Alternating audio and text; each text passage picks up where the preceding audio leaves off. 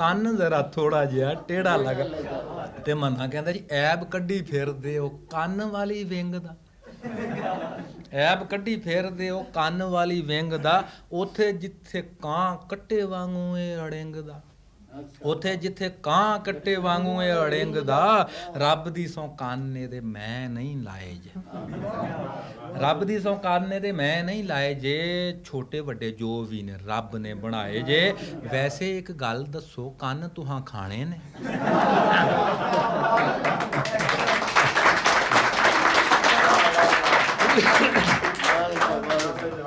ਵੈਸੇ ਇੱਕ ਗੱਲ ਦੱਸੋ ਕੰਨ ਤੁਹਾਂ ਖਾਣੇ ਨੇ ਜਾਂ ਇਹ ਸੁਕਾ ਕੇ ਤੇ ਬੈਠ ਕੇ ਸਜਾਣੇ ਨੇ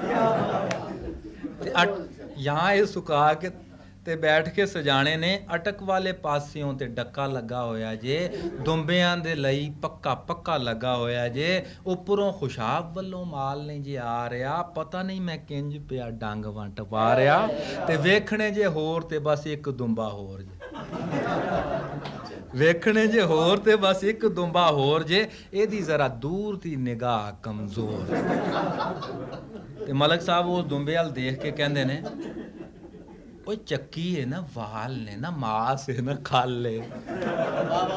ਚੱਕੀ ਹੈ ਨਾ ਵਾਲ ਨੇ ਨਾ ਮਾਸ ਹੈ ਨਾ ਖਾਲੇ ਇਹਦੇ ਵਿੱਚ ਬੀਬਾ ਕਿਹੜੀ ਦੁੰਬੇ ਵਾਲੀ ਗੱਲ ਲੱਗਦਾ ਏ 7 ਵਾਰੀ ਸਦਕਾ ਉਤਾਰ ਕੇ ਇਸ ਨੂੰ ਬਣਾਇਆ ਏ ਤੂੰ ਦੁੰਬਾ ਮਾਰ ਮਾਰ ਕੇ ਲੱਗਦਾ ਏ 7 ਵਾਰੀ ਸਦਕਾ ਉਤਾਰ ਕੇ ਇਸ ਨੂੰ ਬਣਾਇਆ ਏ ਤੂੰ ਦੁੰਬਾ ਮਾਰ ਮਾਰ ਕੇ ਤੇ ਮੰਨਾ ਕਹਿੰਦਾ ਜੀ ਆਓ ਫਿਰ ਭੇਡੂਆਂ ਦੀ ਗੱਲ ਕਰ ਲੈਂਦੇ ਅੱਗੇ ਲੈ ਟੁਰ ਆਓ ਫਿਰ ਭੇਡੂਆਂ ਦੀ ਗੱਲ ਕਰ ਲੈਂਦੇ ਆ ਪੈਸਿਆਂ ਦਾ ਪਰਚਾ ਵੀ ਹੱਲ ਕਰ ਲੈਂਦੇ ਤੇ ਨਿੰਮ ਵਾਲੀ ਛਤਰੀ ਦੇ ਹੇਠ ਵਾਲਾ ਛਤਰਾ ਨਿੰਮ ਵਾਲੀ ਛਤਰੀ ਦੇ ਹੇਠ ਵਾਲਾ ਛਤਰਾ ਔਂਤਰਾ ਨਖਤਰਾ ਜੇ 17 72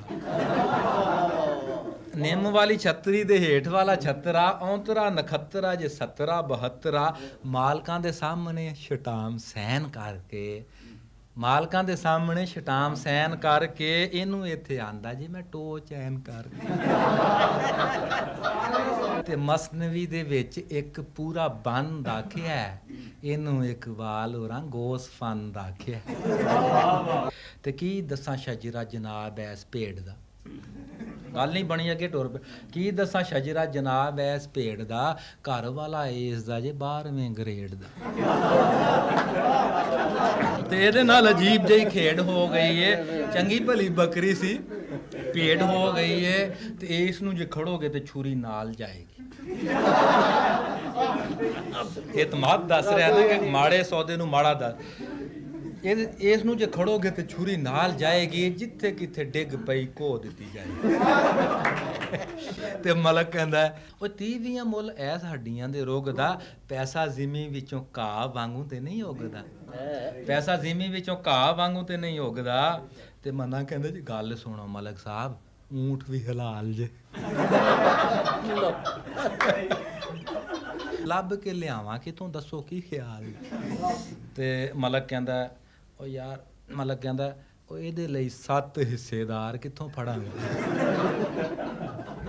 ਇਹਨੂੰ ਨਾਲ ਲੈ ਕੇ ਤੇ ਘਰ ਕਿੱਦਾਂ ਵੜਾਂਗਾ ਦਸਤੀ ਤੇ ਰਾਨ ਇਹਦੀ ਕਿਹਦੇ ਸਿਰ ਮੜਾਂਗਾ ਦਸਤੀ ਤੇ ਰਾਨ ਇਹਦੀ ਕਿਹਦੇ ਸਿਰ ਮੜਾਂਗਾ ਕੌਣ ਲਈ ਇਸ ਨੂੰ ਕਸਾਈ ਕਿੱਥੋਂ ਖੜਾਂਗਾ ਤੇ ਉਹ ਕਹਿੰਦਾ ਜੀ ਮੁੱਲ ਤੁਸੀਂ ਤਾਰੋ ਜੀ ਕਸਾਈ ਮੈਂ ਦਿਆਂਗਾ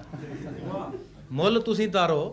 ਜੇ ਕਸਾਈ ਮੈਂ ਦਿਆਂਗਾ ਹਾਂ ਤੁਸੀਂ ਕਰੋ ਤੇ ਸਾਈ ਮੈਂ ਦਿਆਂਗਾ ਦੇਖ ਜੇ ਪਕਾਣੀ ਹੋਵੇ ਨਾਈ ਮੈਂ ਦਿਆਂਗਾ ਖੁਸਰੇ ਤੁਹਾਡੇ ਤੇ ਵਧਾਈ ਮੈਂ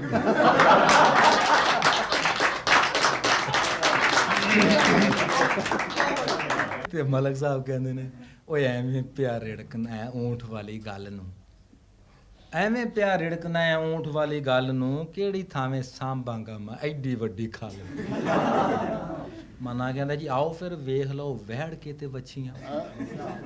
ਆਓ ਫਿਰ ਵੇਖ ਲਓ ਵਹਿੜ ਕੇ ਤੇ ਵੱਛੀਆਂ ਪਰ ਸੰਡਿਆਂ ਨੂੰ ਵੱਛੀਆਂ ਦਾ ਨਾਂ ਦੇ ਦਿੱਤਾ ਹੀ ਮਰਲੇ ਦੀ ਥਾਂ ਤੇ ਘੁਮਾਨ ਦੇ ਦਿੱਤਾ ਓਏ ਇਹਨਾਂ ਵਿੱਚ ਕਿਹੜਾ ਇਹ ਬਈ 60 ਕੋਲੋਂ ਘੱਟ ਦਾ ਇਹਨਾਂ ਵਿੱਚ ਕਿਹੜਾ ਇਹ ਵੀ 60 ਕੋਲੋਂ ਘੱਟ ਦਾ ਇਹਨਾਂ ਦਾ ਤੂੰ ਹਾਲੇ ਤੱਕ ਮੁੱਲ ਪਿਆ ਵੱਟ ਇਹਨਾਂ ਦਾ ਤੂੰ ਹਾਲੇ ਤੱਕ ਮੁੱਲ ਪਿਆ ਵੱਟ ਦਾ ਤੇ ਮੰਨਾ ਕਹਿੰਦਾ ਜੀ ਸਾਨੂੰ ਵੀ ਤੇ ਹੱਕ ਦਿਓ ਥੋੜੀ ਬਹੁਤੀ ਦਾਜ ਦਾ ਸਾਨੂੰ ਵੀ ਤੇ ਹੱਕ ਦਿਓ ਥੋੜੀ ਬਹੁਤੀ ਦਾਜ ਦਾ, ਅਸੀਂ ਵੀ ਤੇ ਹਿੱਸਾ ਵਾਂ ਜੀ ਇਸੇ ਹੀ ਸਮਾਜ ਦਾ। ਤੁਹਾਡੇ ਵਾਂਗੂ ਫਿਕਰ ਹੋਵੇ ਕੰਮ ਦਾ ਨਾ ਕਾਜ ਦਾ, ਮੁੱਲ ਜਿੰਨਾ ਚਾਹੀਏ ਉਹਨਾਂ ਚਾੜੀਏ ਅਨਾਜ ਦਾ। ਮਤਲਬ ਕਹਿੰਦਾ ਚੁੱਪ ਓਏ ਗਿੱਠਾਂ ਨਾਲ ਕੱਦ ਪਿਆ ਮਿਣਨਾ, ਚੁੱਪ ਓਏ ਗਿੱਠਾਂ ਨਾਲ ਕੱਦ ਪਿਆ ਮਿਣਨਾ, ਉੱਡੇ ਜਾਂਦੇ ਪੰਛੀ ਦੇ ਪਰ ਪਿਆ ਗਿਣਨਾ। ਖਾਨਦਾਨੀ ਮਲਕ ਆ ਮੈਂ, ਰੇਲਵੇ ਦਾ ਬਾਊ ਨਹੀਂ। ਖਾਨਦਾਨੀ ਮਲਕ ਆ ਮੈਂ, ਰੇਲਵੇ ਦਾ ਬਾਊ ਨਹੀਂ। ਕੋਈ ਐਸ ਜੱਗ ਵਿੱਚ ਮੇਰੇ ਜਿੱਡਾ ਸਾਊ ਨਹੀਂ। ਗੱਲਾਂ ਨੇ ਤੂੰ ਸੋਭਾ ਦੀਆਂ ਕਿੰਨੀਆਂ ਤਰਾਸ਼ੀਆਂ, ਸਾਡੇ ਜੇ ਸ਼ਰੀਫਾਂ ਨਾਲ ਕਰੇ ਬਦਮਾਸ਼ੀ। ਤੇ ਮੰਨਾ ਕਹਿੰਦਾ ਜੀ ਮਲਕ ਸਾਹਿਬ ਤੁਸੀਂ ਕਿਹੜੇ ਪਾਸਿਓਂ ਸ਼ਰੀਫ ਹੋ? ਪਤਾ ਤੇ ਲੱਗ ਮਲਕ ਸਾਹਿਬ ਤੁਸੀਂ ਕਿਹੜੇ ਪਾਸਿਓਂ ਸ਼ਰੀਫ ਹੋ? ਅਸੀਂ ਬਦਮਾਸ਼ ਹਾਂ ਤੇ ਤੁਸੀਂ ਸਾਡੇ ਚੀਫ ਹੋ। ਮੰਡੀ ਦਾ ਵਪਾਰੀ ਆ ਮੈਂ, ਆਪ ਦਾ ਮੁਜ਼ਾਰਾ ਨਹੀਂ, ਉੱਚੀਆਂ ਤੇ ਲੰਮੀਆਂ ਹਵੇਲੀਆਂ ਦਾ ਢਾਰਾ ਨਹੀਂ। ਗੱਲ ਸੁਣੋ ਬੁਰਾ ਨਾ ਮਨਾਣਾ ਮੇਰੀ ਬਾਤ ਦਾ, ਸੱਚੀ ਸੱਚੀ ਦੱਸਾਂ ਮੈਂ ਵੀ ਮਲਕ ਹਾਂ ਜੀ ਜ਼ਾਤ ਦਾ। ਹੁਣ ਤੁਸੀਂ ਬੱਕਰੇ ਦਾ ਭੁੱਲ ਜਾਓ ਰਸਤਾ, ਹੁਣ ਤੁਸੀਂ ਬੱਕਰੇ ਦਾ ਭੁੱਲ ਜਾਓ ਰਸਤਾ। ਕੰਮ ਕਰੋ ਇਸ ਤੋਂ ਵੀ ਸਸਤਾ ਤੇ ਖਸਤਾ, ਮੰਡੀ ਵਿੱਚੋਂ ਨਿਕਲ ਕੇ ਤੇ ਸ਼ਹਿਰ ਵਿੱਚ ਵੜ ਕੇ ਲਈ ਜਾਓ ਰਸਤੇ ਚੋਂ ਕੁੱਕੜ ਇੱਕ ਫੜ ਕੇ।